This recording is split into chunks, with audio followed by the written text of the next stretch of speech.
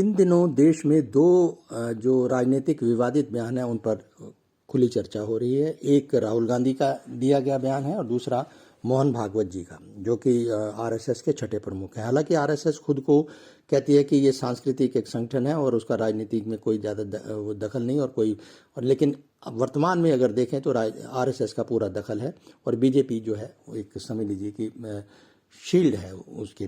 तो अब ये देखिए कि अब हमें समझना है कि उन्होंने क्या कहा। भागवत जी कहते हैं कि 22 जनवरी 2024 को अयोध्या में जो राम मंदिर की में जो राम मूर्ति की प्राण प्रतिष्ठा हुई है, वो जो है वो प्रतिष्ठा द्वादशी के रूप में मानी जानी चाहिए और स्वतंत्रता जो है प्रतिष्ठित उस दिन होती है। ठीक है जी।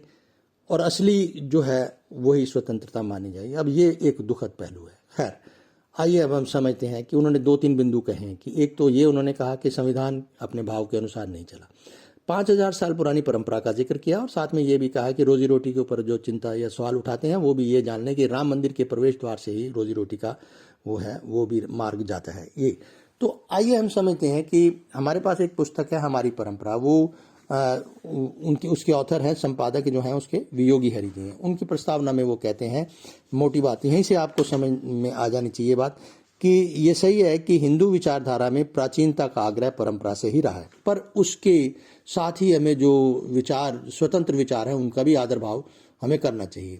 ठीक है जी। इसलिए परंपरा का यह अर्थ लगा लेना कदापि ठीक ना होगा कि जो कुछ भी प्राचीन काल से चला आ रहा है सारे का सारा वही समीचीन है, यानी उचित है, यथार्थ है। तो ये योगी हरि जी महाराज अपनी प्रस्तावना में कहते हैं, ये क्योंकि बदलाव जो है वो प्रकृति का नियम है। ठीक है। और उन्होंने आगे भी इस बात को पुष्टि की है कि नियम जो है जो युग युग में बदलते रहते हैं। बहुत सारी ललित जो संस्थाएं या ललित कला की जो संस्थाएं हैं वो भी नष्ट होती रहती हैं और काल की उपज में वो पैदा हुई और काल के ही वो ग्रास बन गई। तो हमें ये कह देना चाहिए कि भाई ये मानना, जो पहला बिंदु जो उन्होंने कहा कि 5000 साल पुरानी परंपरा, तो ठीक है, जो कुछ है पीछे रहा होगा वो तत्कालीन समाज में कितनी उपयुक्त रही होंगी वो रही होंगी, लेकिन वर्तमान में अब उसको ऐसा यथावत स्वीकार करना ये कितना उचित है, ये विचार का प्रश्न है, ये चिंतन का वो है। और साथ में ही ये कह देना कि राम मंदिर के प्रवेश द्वार से ही रोजी रोटी का मार्ग जाता है, तो इसका मतलब क्या है कि जो मंदिर है ये क्या बाजारवाद का हिस्सा है क्या? रोजी रोटी क्या है? राम मंदिर की मूर्तियां तो देने से रही, बहुत कोई भी मंदिर हो, चाहे राम मंदिर हो या दूसरा। खैर, मैं सिर्फ चिंतन के लिए बात कर रहा हूं, किसको कितना समझ में आ रहा है वो खुद जाने। संविधान अपने भाव के अनुसार नहीं चल रहा, ये उनका कथन है, वो उन्हें समझाना चाहिए था भी कैसा भाव जो है वो उचित होना चाहिए। ठीक है जी। और 5000 साल की हमने आपको बताई दी है बात। तो गोया समझने वाली बात यह है कि ठीक है, पुरानी जो है वो उसका अपना अस्तित्व है, होता भी है। बहुत सारे जो देश हैं उनके उनकी कोई नामो निशान नहीं रहे, उनके जो प्राचीन जो हैं उनकी सभ्यताओं या संस्कृति के, लेकिन भारत है जिसके अपने अस्तित्व में बना हुआ है और उसके पीछे जो एक उसके पीछे जो आधार है वो एक अलग विषय है, उस पर हम अलग से चर्चा करेंगे। फिलहाल कुछ बिंदु थे जो मैंने आपके साथ साझा किया और उसका प्रमुख ये था कि यही है कि अगर 5000 साल की परंपरा का अगर जिक्र करें तो ये कहना 100% ठीक नहीं है कि जो कुछ पुराना है वो समीचीन है। यहाँ एक बात और बहुत ही महत्वपूर्ण है कि भारत की राष्ट्रीय संस्कृति एक पुस्तक है जो कि एस आबिद हुसैन साहब ने लिखी है और इसमें एक जगह उल्लेख मिलता है कि जो प्राचीन काल के आरंभ से लगभग 1000 वर्ष बाद पहली बार राष्ट्रीय संस्कृति की स्थापना हुई। यानी हम 5000 साल का जब जिक्र करते हैं तो ये मान के चलें कि पहले 1000 साल संभवतः रूढ़िवादिता पे कहें या वैसे उस समय नहीं, लेकिन 1000 साल के बाद भारत में पहली बार राष्ट्रीय संस्कृति की स्थापना हुई।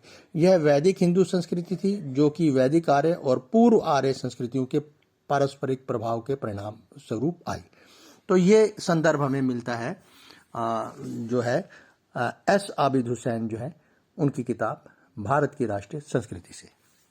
जो 22 जनवरी 2024 को अयोध्या में जो राम मंदिर की प्राण प्रतिष्ठा हुई है, तो जो वास्तविक आज़ादी है, जो आज़ादी मिलनी चाहिए जिसे कहा जाता है, वो हमें 22 जनवरी 2024 को ही वो मानते हैं। क्योंकि वो कहते हैं कि जो कॉन्स्टिट्यूशन है, उसकी जो रूह है, जो उसका जो सार है, जो तत्व है, वो अब पूरा तरह जो है वो जो उनके अनुसार अगर मैं भागवत जी की बात करूँ तो अभी वो उनके अनुकूल नहीं है। चलिए, एक बात तो ये है। अब सवाल इस बात से होता है कि उन्होंने तो कह दिया कि भाई वास्तविक और अवास्तविक आज़ादी को थोड़ा सा हमें भेद समझना होगा। चाहे ये जो ब्रिटिश हुकूमत थी, उससे पहले भी ये देश अलग अलग आक्रांताओं से पीड़ित रहा है और उनकी हुकूमत के जिसे कहते हैं अधीन रहा है। तब भी लोग लड़े अपने अपने स्तर पर। अगर हम बात 1751 या उसकी बात कर लें तो सिराजुद्दौला ने लड़ाई शुरू करी। अगर कलकत्ता का वो उस वक्त मीर जाफर जैसा कोई पैदा गद्दार ना हुआ होता तो शायद 1857 पर की क्रांति किस तरह की होती, ये एक अलग सवाल है। चलिए, 1857 में भी हुआ। उस वक्त तात्या टोपे, झांसी की रानी और ये सब थे। उस वक्त भी गद्दार पैदा हुए, कौन नहीं जानता। वो आज हुकूमत में भी हैं, ठीक है जी। और ये चलता रहा है। हर एक यानी इंसान की जो जहनियत है, ज़मीर फरोशी इसे हम कहते हैं, अपनी ज़मीर बेचकर लालच में जब फंसते हैं ना, तो तब ये हालात होते हैं देश। खैर, हम बात अपने टॉपिक पे आ जाएं, जो विवादित बयान है। तो ये चर्चा में क्यों आ जाते हैं? चर्चा में भी वही लोग करते हैं जो वाइब्रेंट जो सिटीजन है, पत्रकार हैं, जो चिंतक हैं, विचारक हैं, वही चर्चा में करते हैं। आम आदमी को तो कोई फर्क नहीं पड़ रहा। तो मैं यहाँ पर मैं अपने पहले वीडियो में भी कह चुका हूँ, अब भी फिर तो अपनी बात को दोहराना चाहूँगा कि जो नागरिक है, लोकतंत्र में नागरिक को भी अपने धर्म को समझना होगा। उसे इस बात को जानना चाहिए। वो कौन क्या कहते हैं, एक दूसरे की निंदा करे, आलोचना करे, जो कुछ है वो एक सिलसिला चल रहा है। लेकिन थोड़े अपने बौद्धिक कपाट खोलकर आप समझने की कोशिश करो कि कौन क्या कह रहा है और क्यों कह रहा है। ठीक है जी। अब सवाल ये है कि एक और किताब है मेरे पास, वो है the RSS road map of 21st century. ठीक है, ये सुनील अंबेडकर साहब है, ये भी प्रचारक हैं RSS के।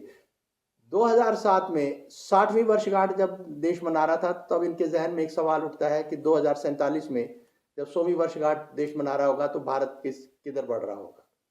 तो इनके वो ये कहते हैं कि जो इनके सीनियर हैं, जो बड़े हैं नेता, उन्होंने कहा कि जो हम विश्व गुरु की राह पे आगे बढ़ रहे होंगे, या विश्व गुरु की तरह जो भारत है वो अग्रसर होगा, तो RSS की संदर्भित रहेगी उस वक्त भी। तो ऐसा ही कुछ इसमें लिखा गया है।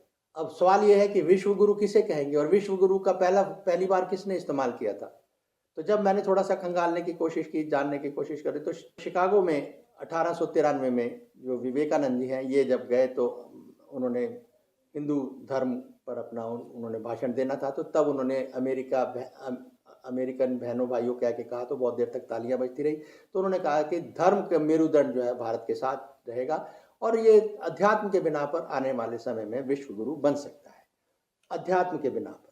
अब ये पॉइंट है जो आपने नोटेड, कहते हैं कि पॉइंट टू बी नोटेड। ठीक है, आप इसको नोट कीजिए। अगर अध्यात्म के बिना पर बनना है तो ये लोग कहने वाले RSS, अध्यात्म बिना मानवता के तो अध्यात्म आ नहीं सकती। और जब समाज में, जहां कहीं भी, जिस राष्ट्र में, समाज में मानव द्वेष और विवेक द्वेष बढ़ेगा, तो वो किस तरह से मानवतावादी हो सकता है, किस तरह से अध्यात्मवादी हो सकता है, ये सवाल है। ये मैं आप पे छोड़ रहा हूँ। ये इसके ऊपर हम बनाएंगे कि किस तरह the RSS road map of 21st century, clear cut है जो भी है, वो हिंदू राष्ट्र को चाहते हैं, ये आगे बताऊंगा सारा। तो अब सवाल ये है कि ये तो है एक बात, राजनीतिक वक्तव्य विवादित हों कैसे हों ये अलग बात, वो अपने स्तर पर चलता रहता है। चिंतन लोगों को करना है। अभी जो जागरूक लोग हैं, जो राजनीतिक चिंतक हैं, पत्रकार हैं, सीनियर, ये अपनी अपनी जगह मंथन कर रहे हैं। क्योंकि अगर हम अपने देश के परंपरा को देख लें या देवासुर संग्राम को भी देख लें, वहां पर भी मंथन ही हुआ था। कोई पहाड़ नहीं आया था समुद्र में और सांप सूप बांध के, ऐसा कुछ भी नहीं हुआ। सवाल यह है कि वैचारिक चिंतन है, आज भी है, कल भी और आगे भी रहेगा। अगर जमीर फरोश हो गए, यानी अपनी जमीर बेच दी, लालच में फंस गए, तो फिर देश का, समाज का, राष्ट्र का भला नहीं होगा, उन लोगों का होगा जो शासक बन गए। यानी राजा अगर होगा तो प्रजा का रिश्ता है हमारा, और अगर लोकतंत्र है तो हम नागरिक हैं और वो शासक है। तो समझना यही है कि जागरूक नागरिक बनकर हमें इन वक्तव्यों को समझना है। अब जो इन्होंने अपना भागवत जी ने जो बयान दिया है, इसकी निंदा ममता बनर्जी ने भी की है, जो कि बंगाल की मुख्यमंत्री हैं, और फैज़ान मुस्तफ़ा साहब हैं, वो कानूनविद हैं, उन्होंने भी किया, उन्होंने भी बहुत इस पे खेद व्यक्त किया है। और बहुत सारे हैं, इस पे खूब मतलब वो चल रहा है। अब सवाल ये है कि वो कहते हैं कि वास्तविक आज़ादी क्या समझें, वास्तविकता क्या होती है? जिन्होंने, अगर हम आधुनिक उनकी बात करते हैं तो आधुनिक उसमें यानी गोरों के खिलाफ जो लड़े, भगत सिंह, राजगुरु, सुखदेव, सुभाष चंद्र बोस, चंद्रशेखर आज़ाद और बहुत सारे, अशफाक उल्ला खां, बहुत लंबी फहरिस्त है, किस किस को याद करें। यहाँ तक कि अगर मध्यकालीन युग की करें, मुगल औरंगजेब के साथ, तो गुरु तेग बहादुर जी ने, गुरु गोविंद सिंह जी ने, इन्होंने लोहा लिया। तो कहने का मकसद, आज इनको हम बोना करते हैं क्योंकि वास्तविकता, अब वास्तविकता क्या है? 5000 साल पहले रामकृष्ण, और उस दौर का उन्होंने एक अपने वक्तव्य में कहा कि उस दौर 5000 साल पहले, 5000 से मैंने जो थोड़ा सा खंगालने की कोशिश की, किताब में जिक्र मिलता है, और वो किताब नाम है उसका भारत की राष्ट्रीय संस्कृति। ये है एस आबिद हुसैन साहब, ये आपके जो जामिया मिलिया है उसके अंदर ये रहे हैं, काफ़ी अच्छे प्रोफेसर रहे हैं, और इनकी ये किताब लिखी, इन्होंने एक नहीं 40 किताबें लिखी हैं। ठीक है जी। यहाँ पर हमें उल्लेख मिलता है कि जिस तरह से जो इन्होंने कहा कि ये बात नहीं है, 1000 साल यानी 5000 साल की बात कर रहे हैं हमारे भागवत जी, तो पहले 1000 साल तक संस्कृति की कोई किसी तरह से हमें उल्लेख नहीं मिलता इस किताब के अनुसार। ठीक है जी। फिर उसमें भी वैदिक काल की, प्राग्ञ वैदिक काल की, ये अलग अलग बातें हैं, वो अलग बहुत एक लंबी चर्चा है। इसके लिए जरूरी ये होगा कि मैं तो नागरिकों पे ही जोर दूंगा, मैं आम जनता की ही बात करूंगा कि इन्हें थोड़ा सा अब रुचि दिखानी पड़ेगी। व्हाट्सएप यूनिवर्सिटी में ज्यादा चक्कर में मत पड़े कि जितना किसी ने कह दिया वो ही समझ रहे हो। ठीक है जी। आप अध्यात्म को भी समझो और मानवता को भी समझो, और अगर विश्व गुरु बनना चाहते हो, अगर देश को मतलब सारे मिला के, क्योंकि मैंने पहले वीडियो में कहा था कि एक व्यक्तिगत उन्नति जो है, व्यक्तिगत विकास जो है, वो ही कुल राष्ट्र और समाज का द्योतक होता है। कुल सिंगल जो यूनिट है वो कुल मिला के सामूहिक एक उसके शक्ल लेता है, उसका स्वरूप बनता है कुल राष्ट्र का। और इस पे हमें थोड़ा सा समझना चाहिए कि हमें इधर उधर की बातें ज़्यादा नहीं सोचनी चाहिए। अध्ययनशील बनो, थोड़ा सा देखो, किताबें पढ़ो, आपको बहुत सारी जानकारी क्रॉस मिलेगी। अब सवाल यह है कि जिस देश में विवेक और मानव द्वेष, विवेक द्वेष भी हो और मानव द्वेष भी हो, क्योंकि अध्यात्म बिना मानवता के अध्यात्म नहीं आ सकता। तो इस करके दो बातें समझनी होगी कि जिस राष्ट्र में, जिस समाज में मानव द्वेष, विवेक द्वेष घर कर रहा हो और उसको बढ़ावा हो, मिल रहा हो या बढ़ रहा हो, तो फिर आप थोड़ा इस पे गौर कीजिएगा कि क्या सच में ही हम अध्यात्मवाद को पालेंगे, मानवतावाद को पालेंगे। तो ये एक सवाल भी है, सोच भी है, इस पे चिंतन मनन करना है, आपको सोचना है। तो हमारा तो एक सुझाव ही है कि समझना आप सबको है। आज की वीडियो में फिलहाल इतना ही, फिर मिलेंगे। नमस्कार।